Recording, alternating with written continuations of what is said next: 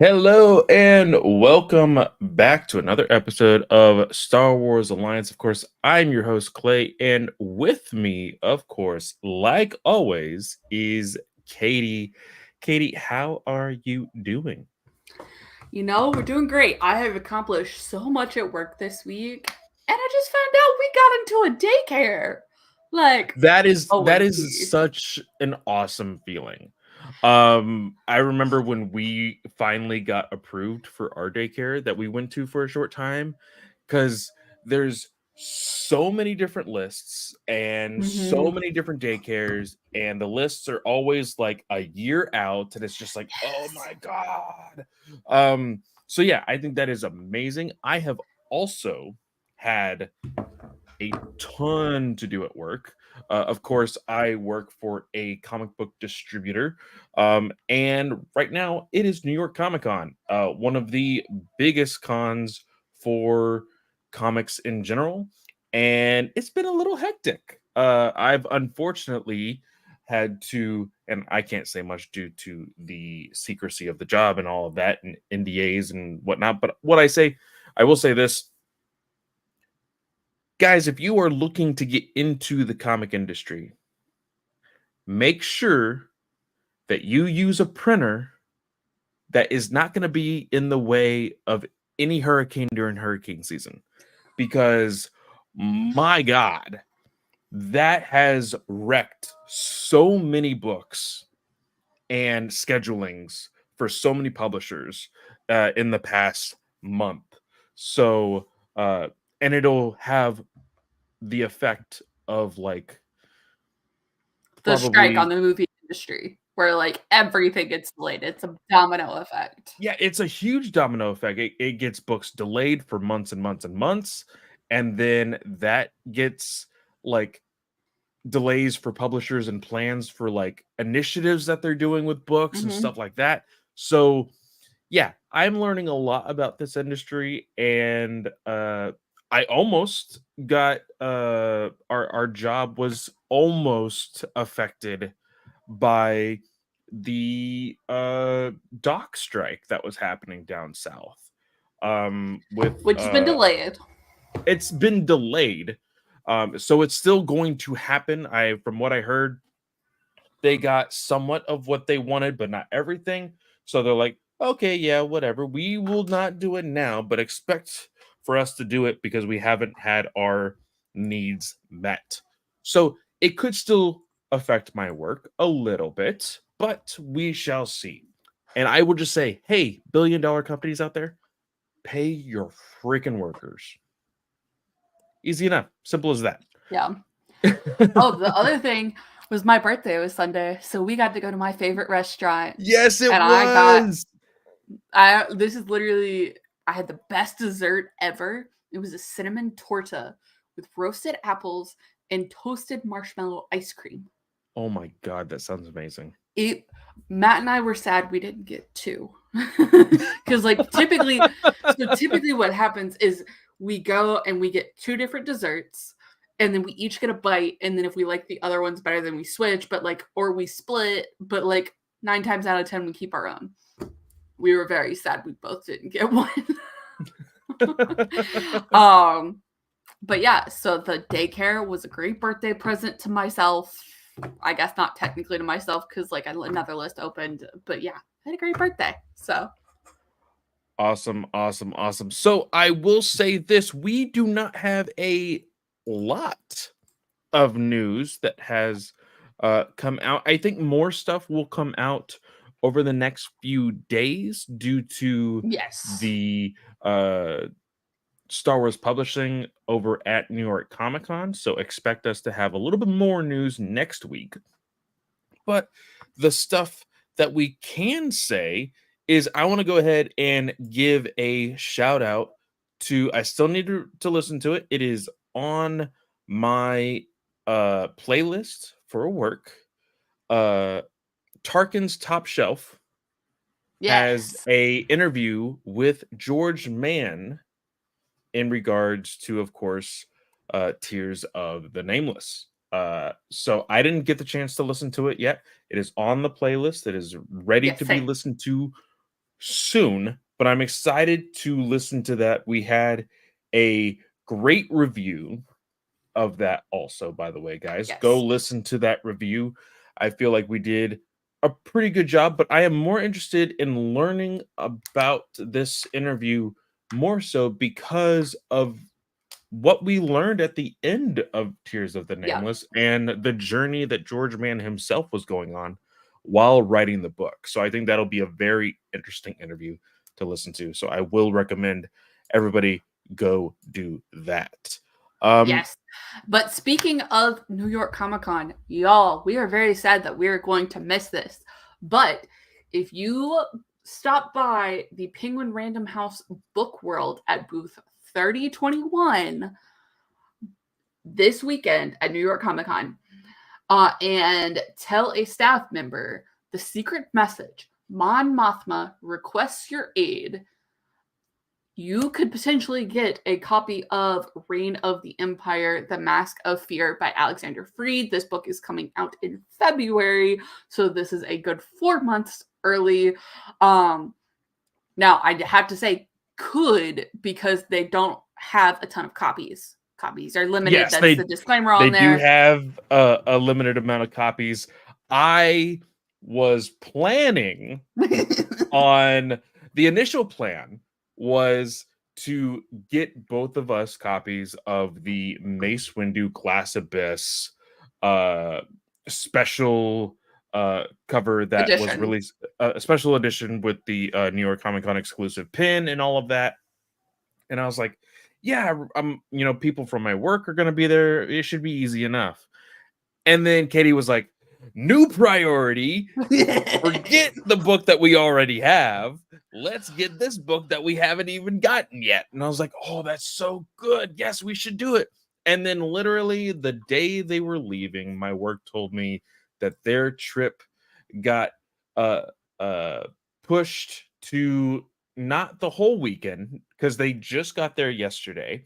And they were going to be there from Wednesday all the way to Sunday and then get back on Monday.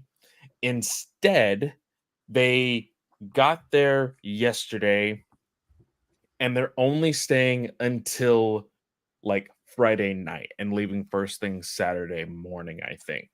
Which So is good. They get home to their families and stuff, but yes, also, dang it. yes, if they had extra time, and that's what was the deal. I told them, hey, I know you guys have a like large presentation to do for our work and blah blah. So when you have time, run to this booth, give them this message so you can give me my book. Like that was the whole plan. Unfortunately, due to them no longer having the quote unquote extra time, we will not be able to be getting this for ourselves. But it would be really, really cool if one of our listeners were able to grab one and actually like no, I please, if you were listening to this and you get a copy because of our podcast, go take a picture with the booth and then Yes. give us a shout out. Like, tell us, hey, I learned about this because of Star Wars Alliance. Just so, like, I think that would be like the coolest thing. Like, yeah. So yeah, uh, we are excited to get our hands on this book when it finally does come out. We've talked about how we think that this is going to be a very intense trilogy, very politically driven trilogy. And I will say this, due to the climate of actual real life politics, world politics, I think this is might actually hit close to home more than people Yeah, think. Um, for sure. It's it's gonna be interesting. It's gonna be yeah, interesting. I think it's going to be very, very interesting. But with that, I think the only other thing we did get a full summary from the High Republic Tempest Breaker has been revealed. Um, I'm not going to go ahead and sit down and read the entire summary. Some of the key points here: Lorna D returns to the forefront and is wanted by both the Jedi and the Nighthill. Of course, it wouldn't be Lorna D if she wasn't, Mhm. Um, Lorna joins with the Republic to fight back against the Blight, and she has a revenge quest against Marcion Rowe. Yes. This is going to I'm be very interesting. interested in this. I'm very interested in this. I think they did an amazing job with Tempest Runner with her story. It is quite possibly one of my favorite stories of the first phase. And here, it says here, wanted by the Jedi and the Nihil, but then joining the Republic. That's going to be, because we know with the first book of Tempest Runner that she did end up having a small moment of like not being the bad guy. You know, she Yeah. was kind of the anti-hero of that prison break and all of that stuff, right? So I think it is within her nature due to how she was also raised. Mhm. Um that's going to happen. I wonder if her past will actually play a part in her joining the Republic, uh, Yeah. and and if like if the Republic convinces her to do so by bringing up her past. So I think that'll be very very interesting. Yeah. And I'm curious to see if the Yacombe child who was in the High Republic Volume 1 will traverse into this audio drama. Yeah. Because I want to see how that plays out. If you have Marvel Unlimited, issue 9 is currently up on Marvel Unlimited for the High Republic comic. So I am up to date on that. So that's all I'm going to say. But we're going to be talking the full review for that volume 2 next month. Yes. When the trade comes out. So that's what you can expect. But I'm waiting to see what more comes from that because I feel like we're getting good Lorna in the comics. And I need to see that traverse. I know they have the same writer, but it needs to traverse the two mediums. So the other bit of news that we have is there is a 10th anniversary comic one shot being released on January 29th to celebrate the 10th anniversary of Star Wars Comics Return to Marvel. The comic is entitled A New Legacy and will feature work by Charles Soule, Jason Aaron, Kieran Gillen, Ramon Rosanas, Leonard Kirk, and Salva Aspen. So we've got Dr. Afra, we've got the Bounty Hunters, we've got oh my gosh, Black Chrysanthemum. So it should be very interesting. I'm curious to see where they're going to go with that. So that is going to be out January 29th. And then really, I think the last bit, so the Star Wars publishing panels. So there's 2 panels at New York Comic Con this weekend. One is Friday, October 18th. And it is 3:30 to 4:30 p.m. I do not know if anybody's going to be live tweeting it. I'm assuming somebody is. But that's what you can expect there. And that's specifically Star Wars Publishing. And then the next one is Saturday, October 19th from 1:45 to 2:45. And that is Star Wars Comics and Dark Horse with Lucasfilm Publishing. So, and I'm interested to see about the publishing panel specifically because I saw that Lydia Kang is going to be present at the panel. So I think this will probably be the debut of the full title of quite possibly because I know that Lydia didn't write, right? Who was the writer for the other Acolyte book? So she wrote Cataclysm She for the High wrote Republic Phase 2. Cataclysm. Yes, And she's which was our writing favorite of that phase, by the yes. way. Just want to say And that. she's writing the short stories that are going out in Star Wars Insider for Phase 3. So she's not writing anything else currently. So Tessa Gratton and Justina Ireland are writing the 2 Acolyte books. That's right. That's right. Do we get a surprise announcement for Lydia I for hope this so. phase? I don't know about this phase, but is she writing something else? Okay, so I would totally be down for her writing something outside of the High Republic. Inside the High Republic, that's totally fine too. But we know, just because of the way they've done this initiative, Mm-hmm. that would be included in phase 3, because this is the quote unquote ending of the High Republic initiative, quote Yes. unquote. So with that being said, I would totally be down for her writing anything, because like I said, she did write our Yeah. favorite book of phase 2. But I would also be down with like, hey, made you look, there's actually one more book in phase 3 is Lydia I King. don't. And I get, like, the only reason why I say that is because of, like, I know that we kind of have to just leave these books where they are in the timeline. That's just how these things go.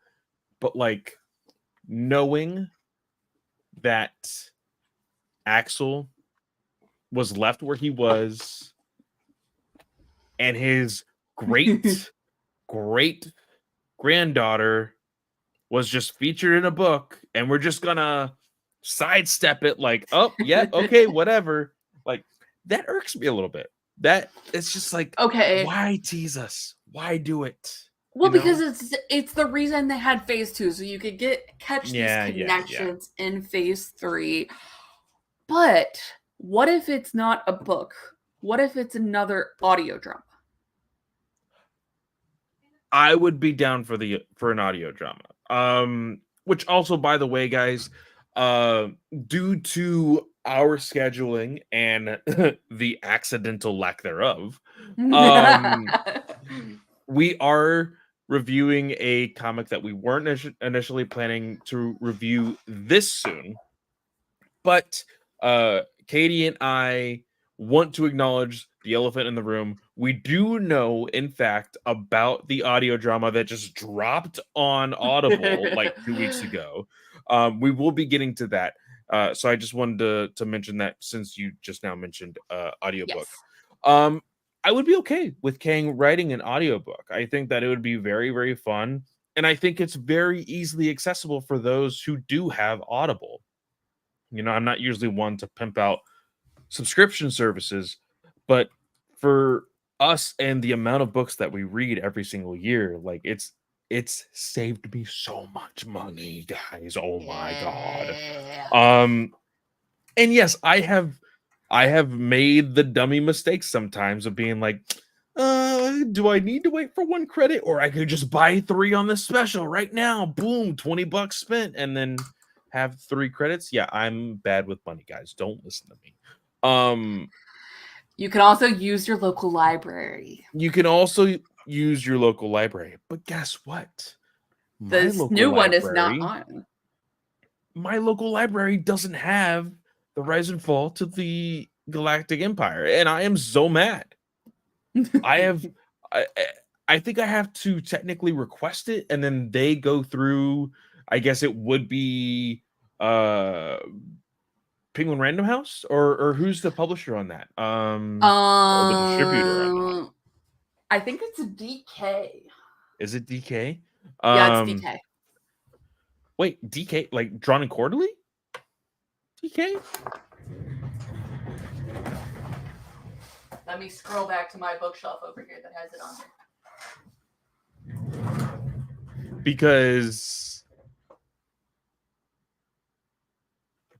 hold on, DK, not DQ, DK. Sorry,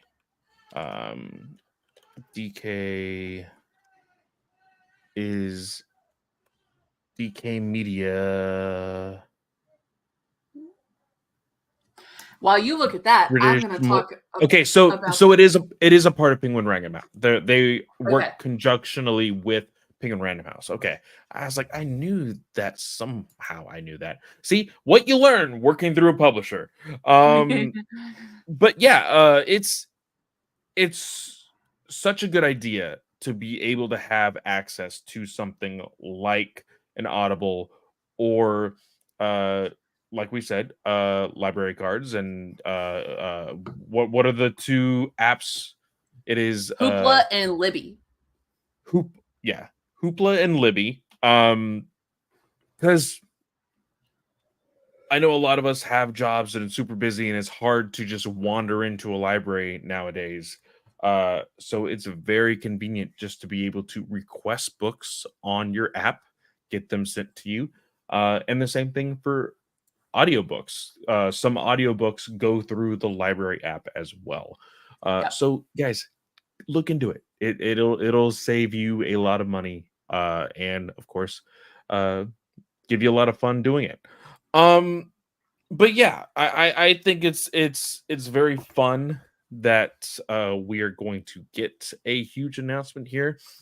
Um, and see, this is how I know that Katie has changed my life forever. I see Lucasfilm publishing Star Wars stories from Galaxy Far, Far Away, and then I see Star Wars comics with Dark Horse and Lucasfilm publishing, and I'm gravitating more towards the Lucasfilm publishing and not the comics. Like, this is how I know Katie has now made me even more of a nerd than I possibly thought I could be.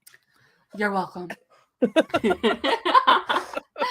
um the last bit of news that we have left, guys, well, okay, there's two bits. So if you go to the Industrial Light and Magic website, you can actually look at the concept art for the Acolyte, which includes Vernestra with her light whip. I don't know if I like that concept art. Why? It looks I'm gonna okay. present. So for one, I think I need to look at it via a computer screen because I was looking at it And on it's cut my. off, right? It's cut off. Yes. So there's that. Okay, But so here's the concept art right here. looking through it, So this looks right here. like what they had designed for the witches on the mountain, like the ceremony, in these images, and kind of Mhm. because there's the twins right there. So this looks like what they originally designed for the ceremony. I like the concept a little bit more than I do the real thing, and I think more so because there's just more color to it. Like, and I understand Yeah. the actual like visual that they went with works very well with the tone that they were Mhm. trying to give off comparatively to what the concept art was. So I totally understand why the shift happened, but I really like the visual of the concept art. Yeah, I do too. And look, you've got a Togruta in here. How long has it been since we've seen a Togruta on I screen other than know. Ahsoka? Yes. So there's all that. There's the twins. I'm assuming right, like this is like right before they go to the Ascension. Mhm. And I love the little Padme Amidala head hairdo that one of the twins is rocking here. Yes. So there is a lightsaber being cut in half. I don't know where this was supposed to go. I think this was the bleeding of the But crystal. that's the kyber Like, crystal shattering. Like it's not changing color. oh, that's true. And I don't remember any lightsabers being cut in half. I don't remember any lightsabers being cut in half, but also green lightsaber. You have to look at green Yes. lightsaber. The only one that showed a green lightsaber. Jackie? Oh, you know what? Yeah, she did have it. I was gonna say Master Indara. Yeah, Uh and that's true. That could definitely be Adara. Master Indara. Then it was oh shoot, Wookie, Yeah, Master, Kalnaka. yeah, Master Kalnaka, and Jackie. Those were the three individuals with green lightsabers. I would have to go back to see the design of the hilt for each one of I want to them. say this is Adara. it might be Indara's.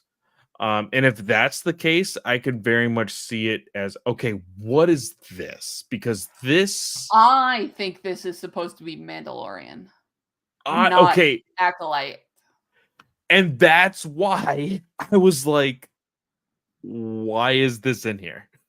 Like, Or maybe this is supposed to be like originally they did like a Cortosis Beskar blade, because the reason Cortosis isn't typically, or at least this is the way it was in Legends, Cortosis is not typically made into a blade in the Legends lore because it's a soft material. So it has to mhm, be fused with other ones.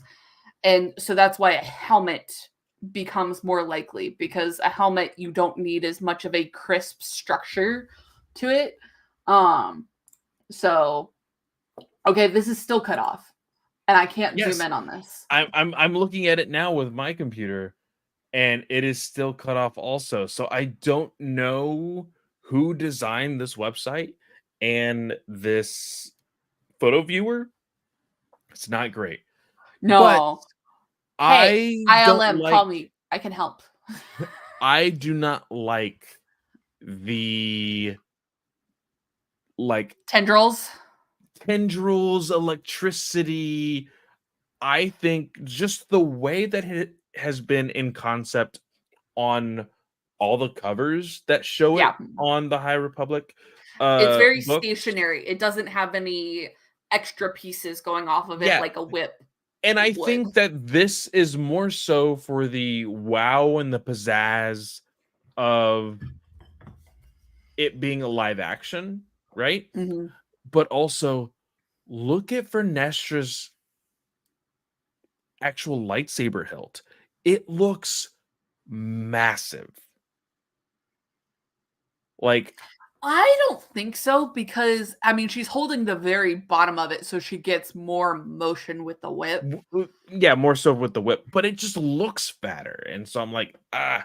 And I think I'm just a snob of like now knowing like looking at a proper lightsaber and being like, okay, this is what it should look like. And this almost just looks like it's like cartoonish or comical, you know? Right, but also like the top of the hilt could be at the very top.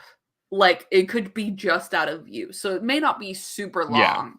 Yeah. Uh so it looks like this is like Manny's uh original uniform Yeah, costume.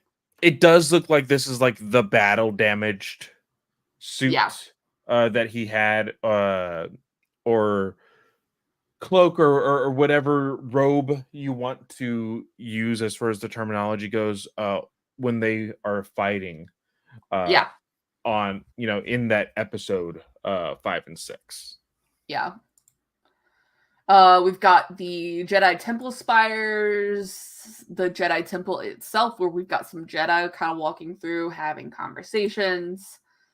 This looks like the prison where maybe like a manless character is supposed to be here, and the Jedi are interrogating her from there. Mhm. The meeting room that Vernestra kind of likes to hide out in. Oh my gosh, these are the moth bug things. Yeah, like this, and they actually like show you like how big they are comparatively to Yeah. people on the next page. Oh Uh my gosh. yeah, Thing's massive. it's huge. Like they did not look that big and of course it's the lighting and all of this stuff. Right. Uh and we were seeing them being just like slaughtered in half and whatnot. Yeah. But it took like two or three of them only to uh lift off Manny's character Yeah, off that's the true. ground. So uh and then we get a better kind of more tonally what the actual ceremony should look like uh in the next Yes, few. the landscape of the fort that the Mhm. witches are in. Yeah, here's a more updated artwork piece. So it probably is like the staged look that we Mhm. got. That looks like where Indara is in the first episode. The Jedi ship. Could this be the design for the Stranger's Island home thing? I think that's what that is. Yeah. Just with the way the rock formations are, the kind of cavern we see down here, I think that Yeah. it's supposed to be what that is. Yeah. Gotcha. All right. Well, that's it from there. And so then now the last piece of news that we have is so StarWars.com announced yesterday that Mads Mikkelsen is officially a guest at Star Wars Celebration um Japan 2025. I was reading that as January and I was like, Star Wars Celebration is never in January. What the fuck? Like, sorry. Um, and so in their post for celebrity guests confirmed for Star Wars Celebration Japan 2025, I just want to mention this because this is by StarWars.com team. This does not have a specific author, but in Manny's part, they have not updated this because I believe this was the original statement that they had made when Manny was announced for Star Wars Celebration Japan. They said Manny Jacinto from the Acolyte making his second Star Wars Celebration appearance, fresh off the success of the Disney Plus series that saw his dark side character take on the Jedi of the High Republic. So I, for one, just want to say this. I just recently, at the age of 32, got my first office job, my first quote unquote big boy job, as some of the boomers would call it. And I am constantly going to my superior and saying, hey, I need you to proofread this because I don't know how to send a professional email. Now, my wife would say, oh, just use Chat GBT. And I refuse to do it. Because you need to learn. And more so, like, as these months have gone by, like, I can be a little laxed with some of the people that I'm constantly emailing with, and that's totally fine in the workspace that I'm currently in. But stuff like this, my other boss is like, hey, he is like a hawk when it comes to stuff that I'm putting on our website. And if there's something that is wrong, he lets me know, hey, that's wrong. That's what a good editing team is for. Exactly. Here, we cancel this show because it's doing poorly, because it was too expensive, because of all of the above. We were adhering to Nazis and we don't want to say it. Cough, cough. But then they go around and say, hey, fresh off the success of this. And I know it's from when Manny was originally announced. But here's the worst case scenario of copy paste, in my opinion, because that's what I feel like happened. Was they copy pasted it from the last time he was going to a convention right before the cancellation, and then they didn't even bat an eye when they copy pasted it into this announcement. Well, it says updated. So I think this was originally posted when Alan Tudyk, Manny, and Daniel Logan were announced. And then they just added Mads Mikkelsen to it. So that brings us to the question that Star Wars Holocron posted. Could this mean that we see Galen Erso in Andor Season 2? I think it does. I think it does too. I genuinely think it does. And I think it does because we just saw the other Mikkelsen in Ahsoka. Like, Yep. It's and we're seeing all of these other established, actors jumping onto these shows, and like I will always point back to the conversation that I had with, oh shoot, what was his name? Played Slade in the CW. It, Oh my gosh, I know who you're talking about. his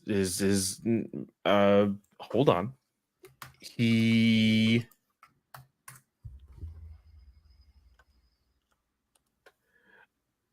Oh my Come on, gosh. come on. Uh Where is it? come on, come on, come on. He's right here. Manu Bennett. Manu Bennett, yes. At a convention. And it was during a Q&A, and I kind of like very jokingly, because everybody was talking about Spartacus, I was like, I don't know about Spartacus, but I want to ask these questions about Arrow. And he basically said, hey nerd, calm down, Spartacus is what made me famous. And he was like, yeah, I could definitely go on screen as Deathstroke, on a movie, but I don't know if I would want to, because you're only going to see me for 10-15 minutes of an hour and a half movie, 2-hour movie, comparatively to, hours and hours and hours of a TV show that goes for season and season and season. Now, Mhm. I understand that this is the final season of Andor, but due to the amount of money that has been played with in TV, I think it would be very silly for any actor to pass up a free check, basically. Yeah, and And considering, oh my gosh, that's not it. Oh my gosh, what is his name? It's okay, I'm just gonna look up Rogue One. the director, Orson Krennic. Ben Mendelsohn. For some reason yeah, I had Ben Gleason in my head. Um yeah, no, Mendelsohn is also returning. yeah, Mendelsohn Uh, is returning. So it makes complete sense to have Mickelson return. so will we? Here, here's a question. Here's a fun question, actually. Will we see the actual like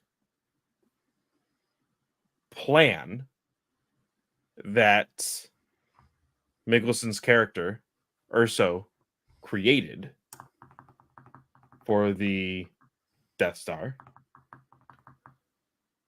And or will we see the recreation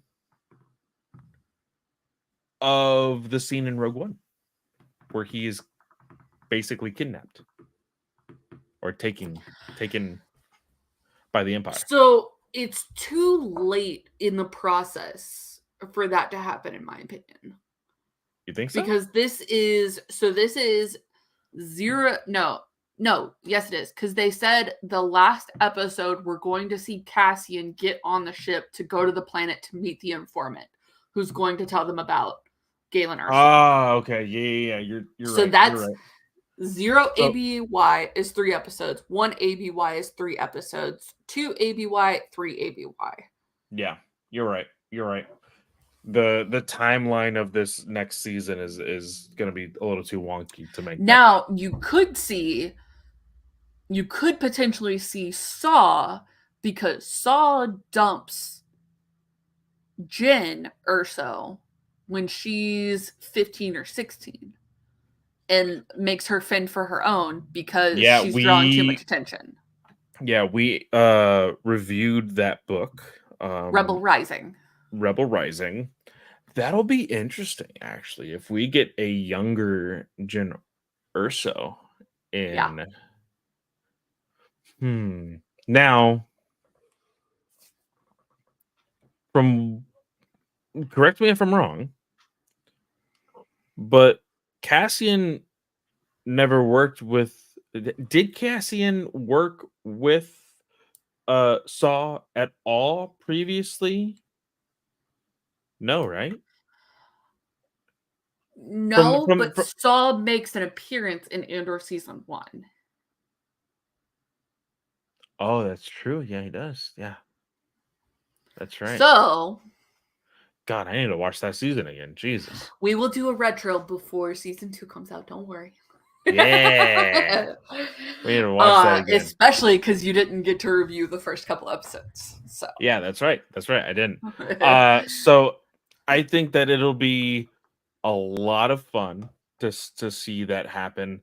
Um, and I love Mickelson as an actor when he's Mhm. really able to perform. I know a lot of people always meme about his MCU appearance. Like that is not his best, guys. Like Yeah, that was just a paycheck to him.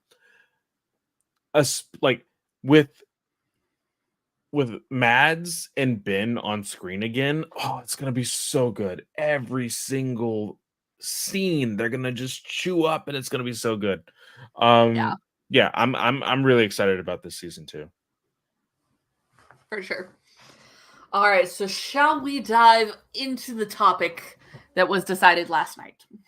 Yes, it was decided last night because, like I said, we had a lot of hiccups last week, and I think more so, I think we were both tired last week. Exhausted. We were exhausted and completely sidestepped the fact that we usually meet up at the end of every show to talk about the next week and future plans, and we were We just like, literally good said night, deuces. and we were out. So yeah, we're gonna be talking about Star Wars Mace Windu Volume 1. Of course, this is going to be the 2024 Volume 1. Yes, uh the mini run specifically. So this one does yes. not have a continuation. It's just a mini series. Yes, it is a mini series that I believe only consisted of 4 issues, if That's I correct. yeah. Uh I am going to say it right off the bat. I was not in love with the writing. I'm okay with the story, and I was not a big fan of the inconsistency in art. See, we're all in the same boat. I actually enjoyed the writing and thought the story was decent. Okay. Um, which I think is a first because didn't he write the Han Solo comic last year? Um uh Mark Bernardin? Bernadine? I thought it was Bernadine. Bernadine? Bernardin? Yeah, one of these two. I think he wrote. My brain is fried from work, guys. I do No, apologize. I, okay, I'm gonna find it and confirm, but I'm pretty sure he wrote that one, and I hated that one. So this one, It wasn't the best. And an so with improvement. yes, definitely an improvement if that was so.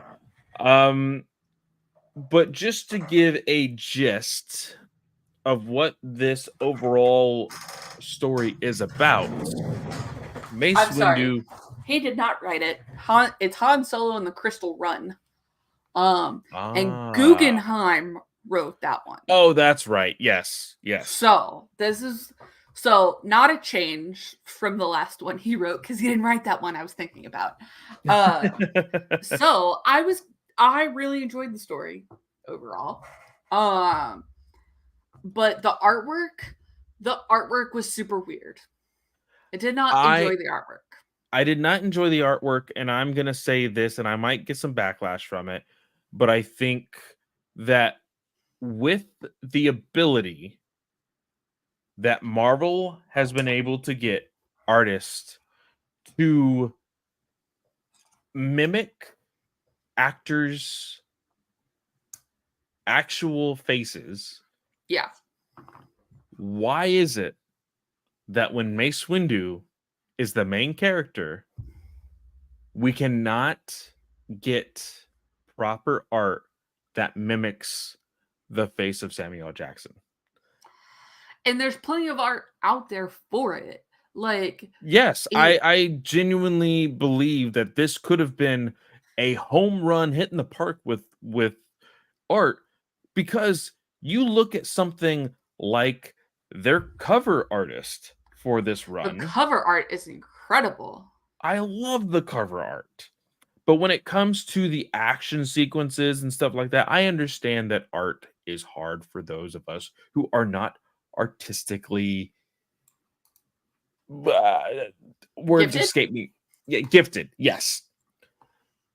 But again, I can look at almost 10 years worth of Marvel comics that feature Luke, Leia, and Han Solo, and they look exactly like Harrison Ford, Carrie Fisher, and Mark Hamill.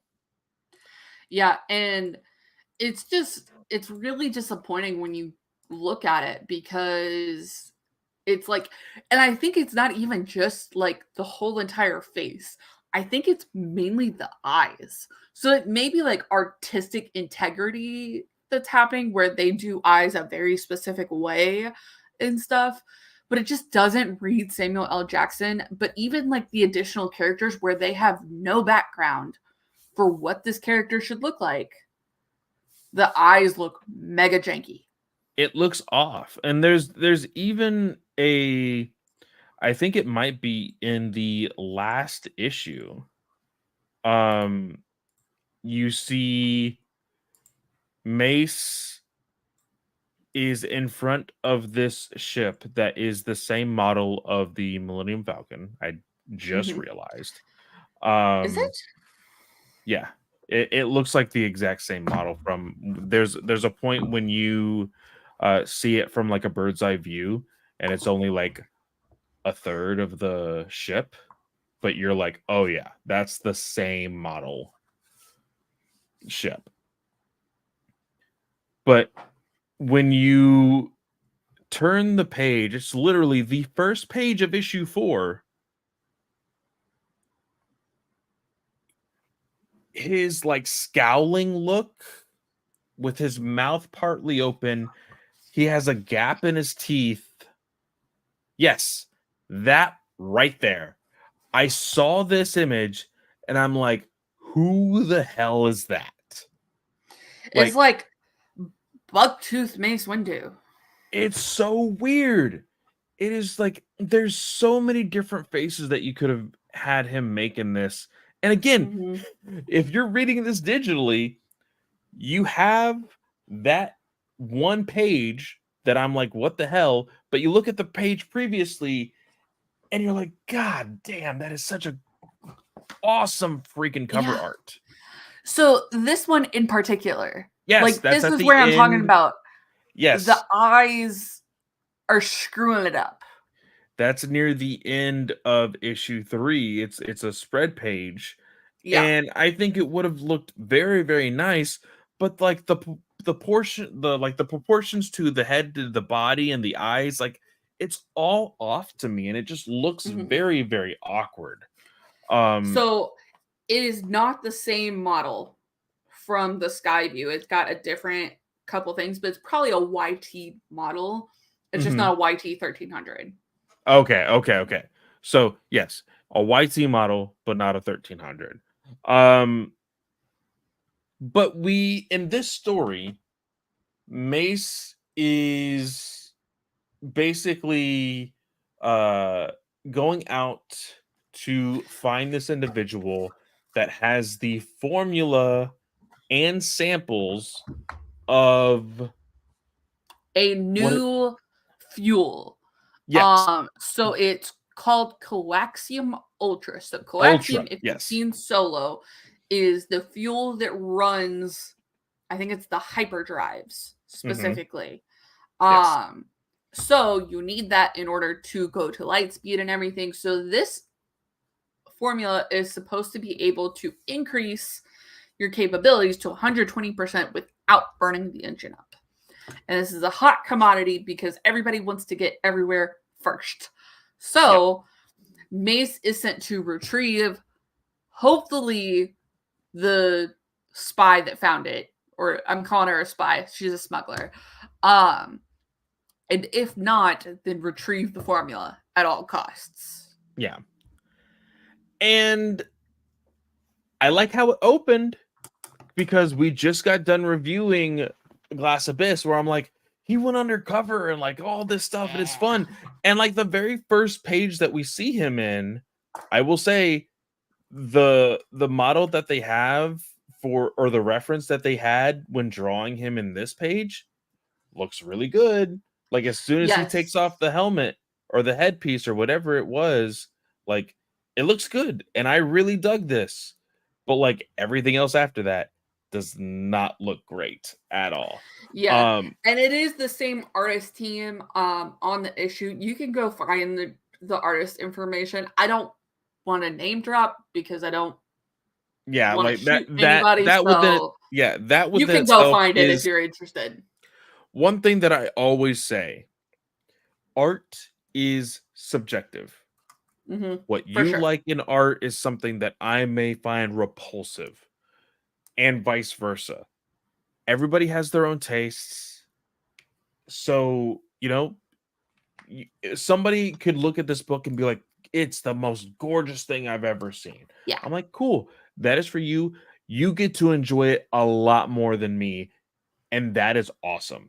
That's what I like about the medium of comic books, is that, hey, it's not for everybody. Not everything is for everybody. And that is okay. So we're not going to name drop here. Matt just texted me here at that spot. And it's like, name drop, call them out, get the drama traffic. I don't know what you're talking about.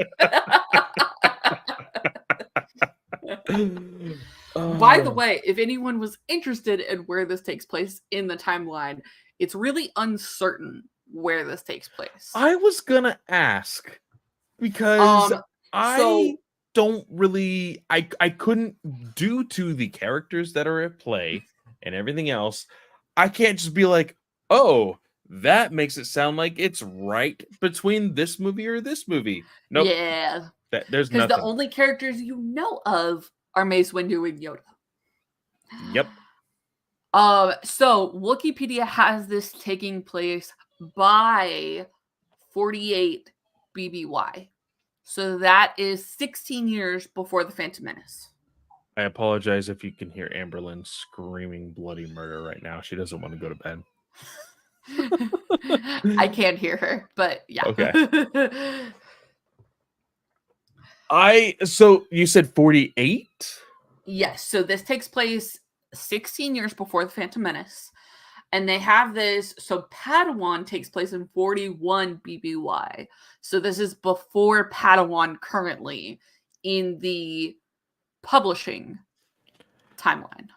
So this is literally the earliest we have seen Mace then, if I have...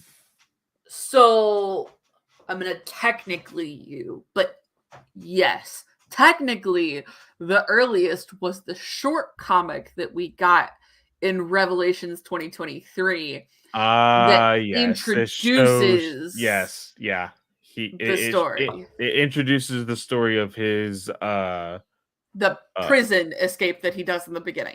Yeah. Technically, no, but yes, because it's the same story. Yeah. That's a technicality that is bullshit. No, I'm joking. So I give you credit. I do want to ask you this though. Yes. Due to, and we won't spoil too much because, of course, if you want to go read The Glass Abyss, you can definitely do that. Yes. We touch base a little bit on young Mace Windu, his origins, his homeworld. Katie, due to the art, I did not know what this panel was. I was like, why are they showing me Mace Windu's nipple right now? Do you know what I'm talking about? You don't know what I'm talking about? No. So there's a moment in this book where there is a panel that's just like really close to another panel. So you can tell that it's zooming in on something just because of Okay. the way panel progression is. You're like, okay, this is a zoom in on something. The writer and artist want you to notice this thing. And then Okay. later, the smuggler says, "Oh, by the way, maybe such and such from our homeworld." And Mace Windu's like, "Oh, how did you know where I came Oh from?" yeah, that. Okay. And I know what you're she talking about she now. she pulls down her shirt, and there's like this little indention into the body. But yeah, when you look at the panel that actually shows you his mark, Mhm. it looks like a nipple. And so I'm like, why are they showing me Mace Windu's nipple right now? This is so awkward. And there's no context to it whatsoever. There's no like signs of her like noticing it or anything. It just shows it to the reader. And so I'm like, all right, Mace Windu is fighting this worm. There's his nipple. Let's move on. And then she mentions, oh, the homeworld. And I'm like, I don't get it. And that's when she pulls down her coat and her jacket, and you see it, and they explain the whole thing. Um, how do you feel about the inclusion of the homeworld, that part of the story? Uh, and was there a part of you, because I kind of rolled my eyes, and I'm glad they didn't do this, but was there a part of you that was like, oh God, they're related? No, I didn't go that far. I was just like, okay, this is cool. Like, it's cool that he's able to have that connection um to somebody. Yeah. So, um other things that I wanted to highlight from this. I loved the fact that we got and I can't remember the species name, but I wrote OMG Babu Frick species characters a bounty hunter question mark. Oh He yes. was. His name, because he's Yeah, hilarious in yeah, there. yeah. Yeah. His name is Yaya Shram. Yes. I loved And him. he He's only speaks in in there the for like third a person. little bit. He speaks in the third perspective, and it's hilarious. And like Mace Windu like gets up on his ship and opens the freaking hatch to the pilot seat. He's like, "Oh, you're a small little guy." And like you could clearly tell that Yaya has like uh short man syndrome, Yeah. and like it gets all high and mighty and puffs his chest or whatever, and then hits the ejection seat. He's like, "This isn't the last you've seen of me," and then he just like flies off panel, and that's the last you see of him. Yeah, that was kind of Um, funny. The other thing, so I said learning about Mace's homeworld is cool. Um, and then the staff weapon that the shroud monkey dude, not the last guy, but the one in the beginning, which I guess technically the shroud himself uses it as well, which the shroud is a former Jedi. Spoiler alert, sorry. yes. Um, I'm wondering what kind of staff weapon he's using. And it feels like we're going to see him again with the ending of this comic. Wait, you said in the beginning of the book with the So not the staff beginning of weapon? the book, but like at the beginning of issue 4, the staff with like Ah, the okay. green electricity coming off of it. Yes, yes, yes, yes. This is a very interesting weapon. Uh, the one thing that I get annoyed with also when it comes to, and this is not just Star Wars, but just like storytelling in general, is when moments like this happen where we know the lightsaber is like this all-encompassing like invincible weapon that is not supposed to be beaten, but like after years and years and years of Star Wars we finally see that there are in fact other weapons that can go up against Yeah. lightsabers, right? But like this individual is fighting Mace Windu and hits his lightsaber, and Mace goes, "How are you hitting my lightsaber?" Like, and makes it very obvious. It's like, guys, Come on. Yeah, We've seen this before. This isn't new. You're not surprising anybody. Make except it Mace. seem except for Mace, exactly. Um I kind of rolled my eyes at that panel, but I do like the inclusion of newer weapons within the universe. I think that it's Yeah, very, very fun to create things within a universe that you absolutely love. So I'll give, kudos to the writer for that. Uh but yeah, I think it's very cool. yeah. I think that's about it on this comic, though. I did see Tom posted one thing. So, but are you done with the comic stuff Yeah. or the comic review? Sorry, I don't know why I said stuff. Before we say what Tom said, Goldface said, "Hey y'all, hope all is well. Clay, I need you to send me your Star Wars reading guide again. I lost the old one, so I don't Yes. know which one you sent him, but go for it." This is Kyle. He is in the Geekverse Discord, which I will say, go join. We are all a part of that, and there is actually a section. We do have a channel for High Republic spoiler talk. So if anybody wants to join in on the conversations that we have normally for High Republic, you can always join in on that. But yeah, Kyle, I will give you a new reading guide, one for High Republic, and then of course one for just overall timeline stuff. Yes. So, Tom at Darth Internus on the social medias said, in honor of the early drop at New York Comic Con, here's the quote intro for Reign of the Empire, The Mask of Fear. Most Star Wars novels start with a crawl to set the context of the story. We skipped a crawl because one dialogue pairing from episode 3 sets up the series better than a crawl ever could. And I don't think you'll get, or I think you'll be able to guess which dialogue pairing this is. Do you know what it is, or have you already looked? I was gonna look, but go ahead. Do you know what this dialogue pairing is? Do you have a guess? With it being about Mon Mothma, Bail, and the start of the rebellion. It's Rogue One. No, episode 3. Oh, So this is a dialogue pairing from episode 3 for the Mask of Fear, which starts the rebellion talk with Mon Mothma, Bail. okay, yeah. So do you have a guess for the dialogue pairing?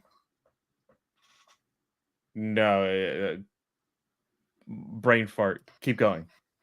So here is the dialogue pairing. The Jedi Rebellion has been foiled. The remaining Jedi will be hunted down and defeated. The attempt on my life has left me scarred and deformed, but I assure you my resolve has never been stronger.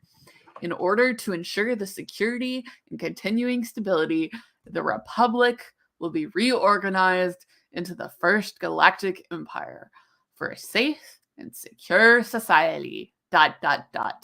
Emperor Palpatine.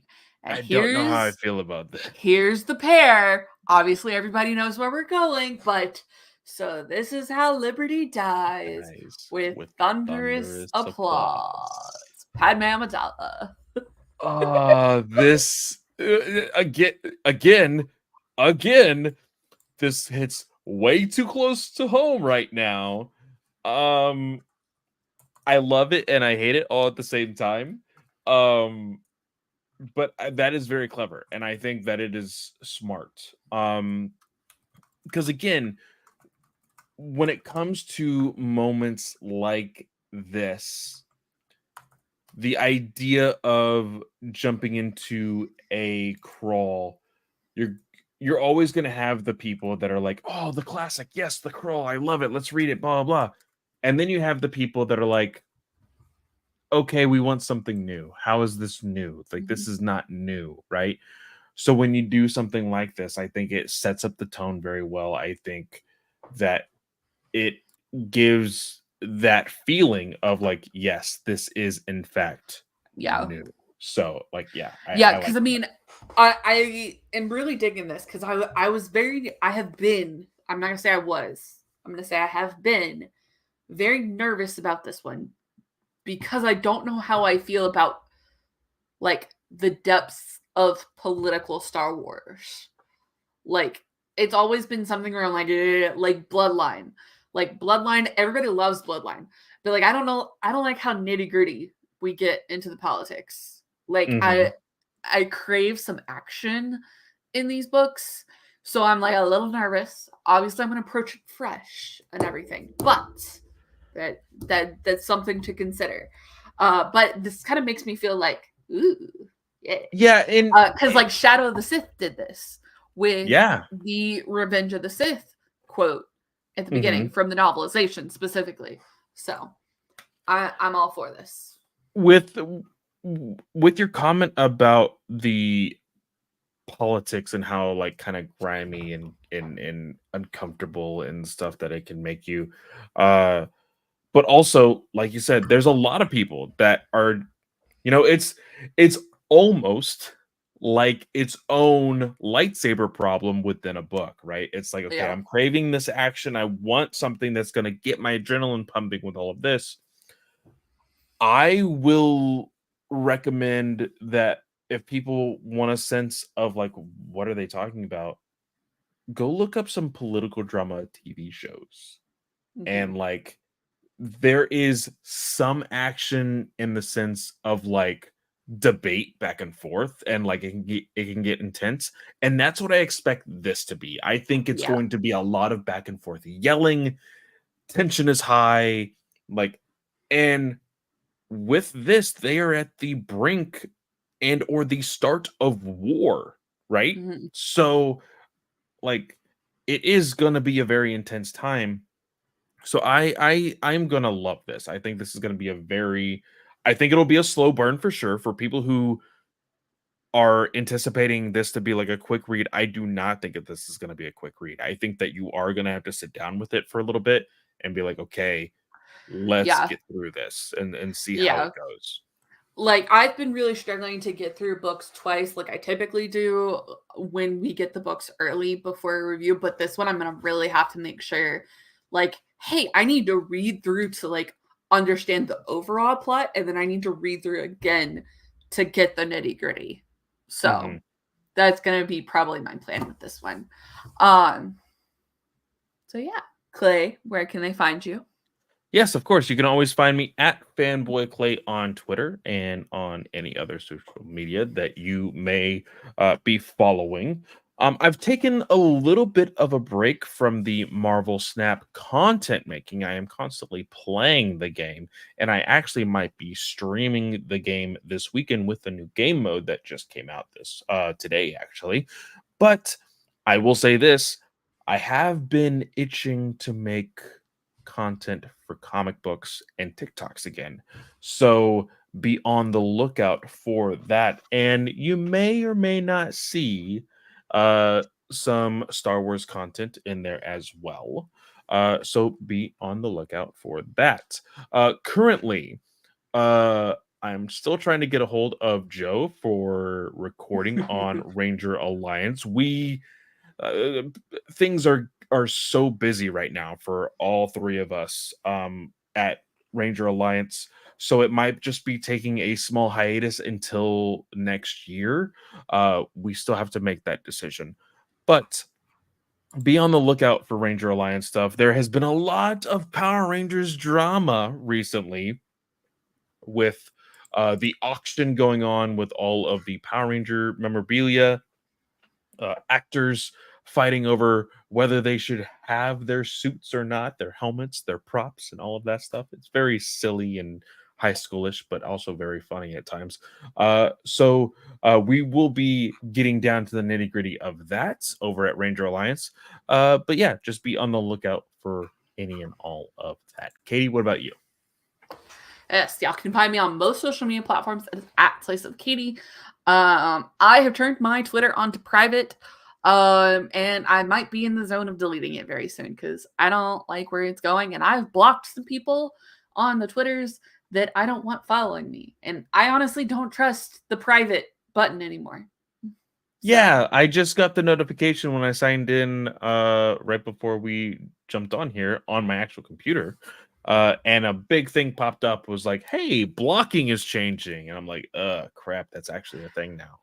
Yeah, Ugh. and it's not a thing that I'm a fan of. So if you see me disappear from Twitter, that's probably why. Honestly, I'm trying to post more on Threads, but honestly, I have greatly reduced my social media usage entirely.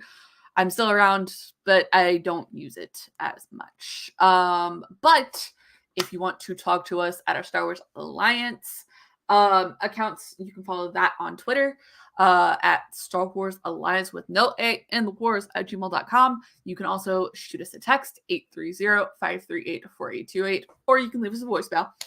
Just give us a name to leave us a message for anything, really. You can also email us. It's the same username as our Twitter account, Star Wars, oh my gosh, Alliance at gmail.com. No A in the wars. So with that, I want to wish everyone a great day or night, whatever time of day you're listening or watching, and we will see y'all next time. May the force be with you.